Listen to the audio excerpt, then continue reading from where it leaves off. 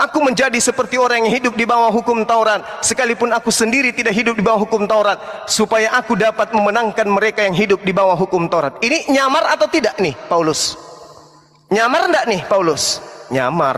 Saya ulang lagi, bagi orang yang hidup di bawah hukum Taurat, aku menjadi seperti orang yang hidup di bawah hukum Taurat, sekalipun aku ini tidak hidup di bawah hukum Taurat, agar aku dapat memenangkan mereka yang hidup di bawah hukum Taurat.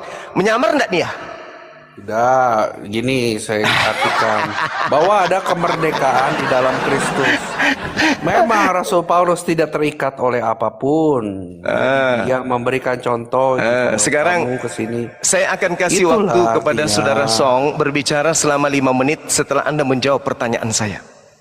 Bagi orang-orang yang hidup di bawah hukum Taurat, aku Paulus menjadi seakan-akan seperti orang yang hidup di bawah hukum Taurat, meskipun sebenarnya aku sendiri tidak hidup di bawah hukum Taurat, agar supaya aku dapat memenangkan mereka yang hidup di bawah hukum Taurat.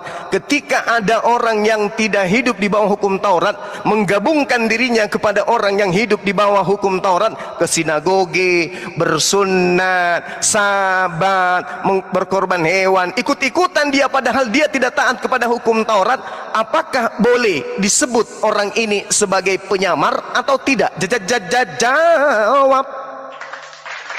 Jawab.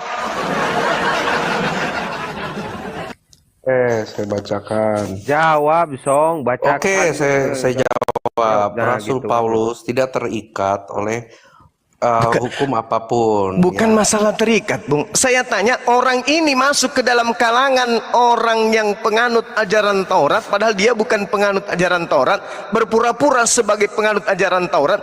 Ini menyamar atau tidak? Jawab. Tidak menyamar. Dia ini orang merdeka. Wa ikhwanuhum yamudunahum fil gayyi thumma la yuqsirun.